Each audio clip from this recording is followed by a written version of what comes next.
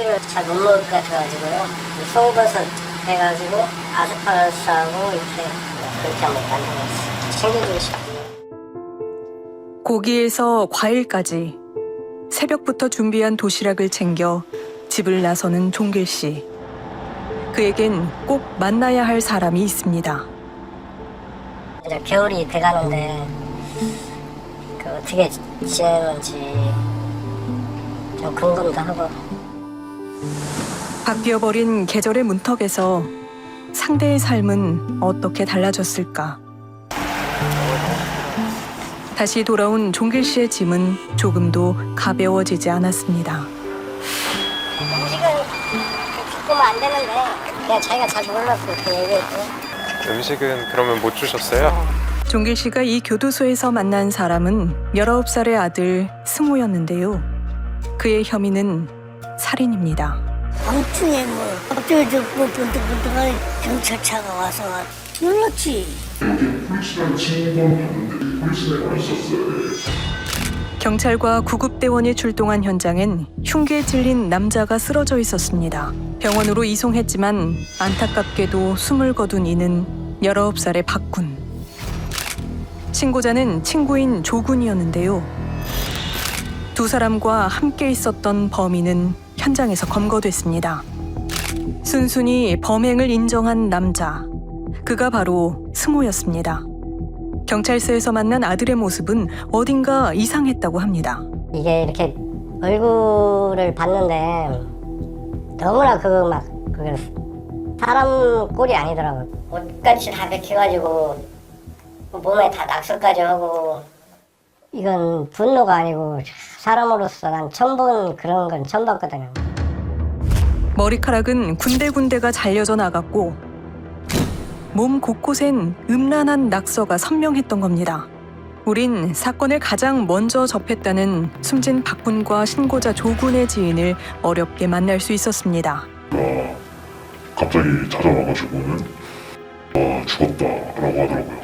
경찰서에서 조사받고 집 가는 길에 지금 와서 이렇게 얘기를 하는 거다라고 집 앞에 폴리스 라인이 젖어 있는 걸 보고 그제서야 좀 이게 진짜구나 실감을 했죠. 너무도 갑작스러웠다는 친구의 죽음. 그만큼이나 충격적이었던 건 가해자의 정체였다는데요. 알고 보니 세 사람이 같은 중학교를 졸업한 동창이었다는 겁니다. 하지만 이들의 관계는 어딘가 묘했다고 합니다. 그런 적은 있었어요. 뭐 영상 하나를 보여주더라고요. 얘랑 집에 소화기를 뿌리는 영상이었어요. 그냥 다 같이 술 먹고 그냥 뭐 애들끼리 장난스럽게 얘기하다가 결국에 이렇게 뿌렸다 이런 식으로 얘기를 하더라고요. 실제로 조군은 자신의 SNS에 해당 영상을 올리기도 했는데요. 그와 박군이 승호의 집을 찾은 건 지난 4월 13일 밤 11시 40분 무렵이었습니다. 집이 더럽다며 방 곳곳에 물을 뿌린 뒤 승호에게 닦으라고 한 두 사람은 여기서 멈추지 않았습니다. 승호의 음모를 가위로 자르고 눈썹을 라이터로 태우는가 하면 머리카락을 강제로 밀었다는 두 사람. 시키는 대로 하지 않으면 빗자루로 폭행을 하고 입에 강제로 술을 부었다는 이들은 당시 상황을 휴대전화로 촬영하기까지 했는데요. 돌이킬 수 없는 일이 벌어진 건 약 3시간이 흐른 뒤 나 저기 이랑 가가지고 얘기 좀 할 테니까 매트리스 좀 갖고 와라. 5, 4, 4, 2 이런 카운트를 세면서 약간 겁을 준 거죠. 결국 승호와 조군은 각각 살인과 특수폭행 혐의로 구속됐습니다. 지금도 범행 현장에 그대로 살고 있는 아버지는 여전히 현실이 믿어지지 않는다고 합니다. 발을 디딜 수가 없었어요. 기분 닦고 하는 데만 한 3일 걸렸어요. 바닥에 이게 다 지금 가려운 거죠? 예. 사실 종길 씨의 마음이 미어지는 이유는 더 있습니다. 중증 장애인데요. 옛날 급수로 하면 2급인가? 그렇게 되는 것 같더라고요. 고등학교 2학년 때까지도 신발을 왼쪽 오른쪽을 구분을 못하고 신고 다녔어요. 한동안 박군과 조군에 대한 분노로 가득 차 있었다는 종길 씨는 이내 마음을 바꿨다고 합니다. 나중에 한테 물어보니까 재판 중이 먼저 선체해주자고.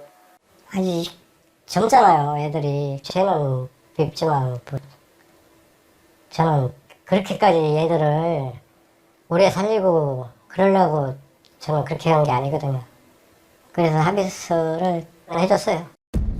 괴롭힘에 가담하고 동영상을 촬영한 조군을 용서하고 합의를 해준 겁니다. 그리고 지난 9월 5일 승호의 1심 선고 재판이 열렸습니다. 결과는 장기 5년, 단기 3년의 징역형, 가혹행위의 피해자라는 사실이 받아들여졌지만 무거운 범죄를 저지른 것과 유족들에게 용서받지 못한 점이 불리하게 판단된 건데요. 사건 이후 종길 씨는 숨진 박군의 아버지에게 몇 차례 전화를 걸었다고 합니다. 그런데 전 죽을 죄를 졌습니다. 제가 뭐 아들을 잘못 키워가지고.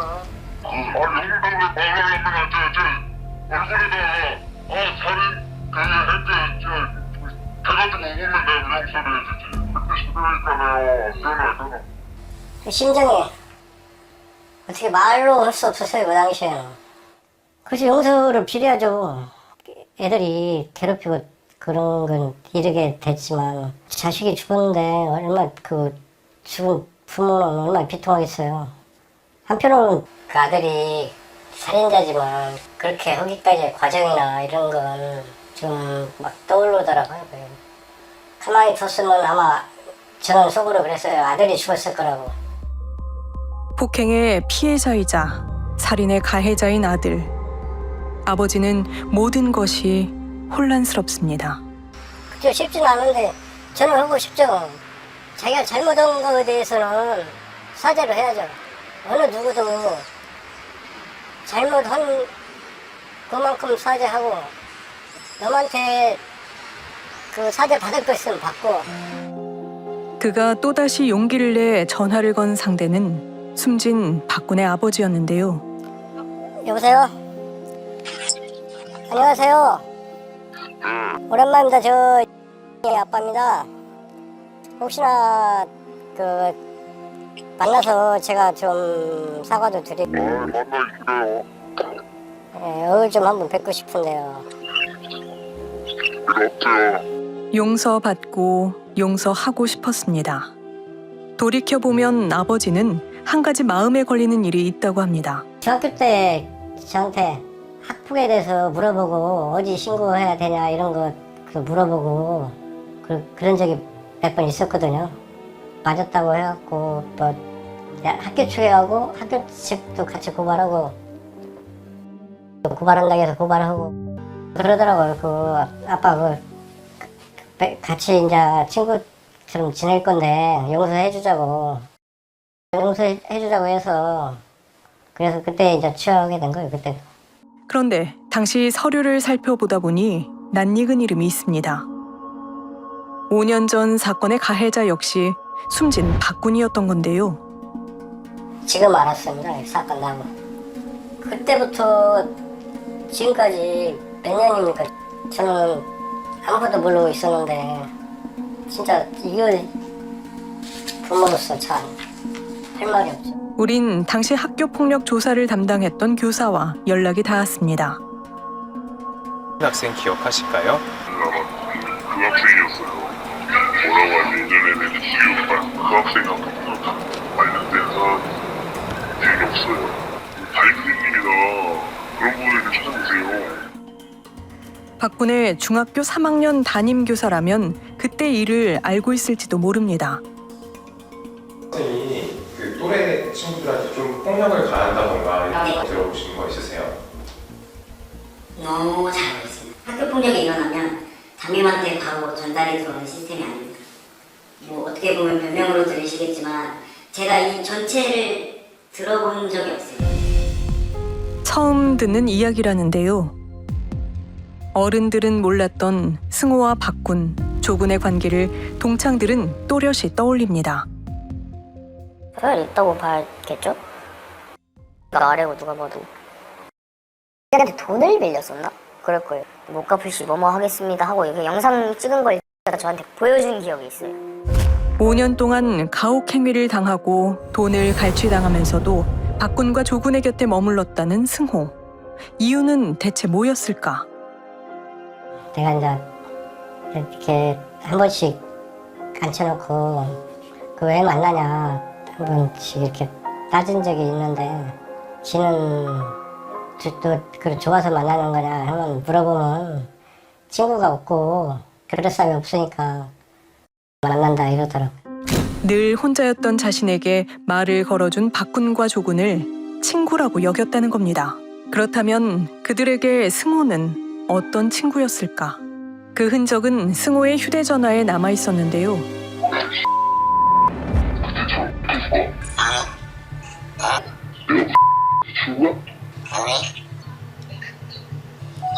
자기가 친구 아니라고 해.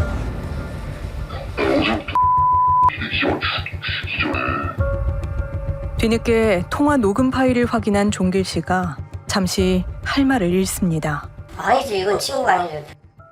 그래도 친구라고 생각하고 얘기를 하잖아요 여기서는.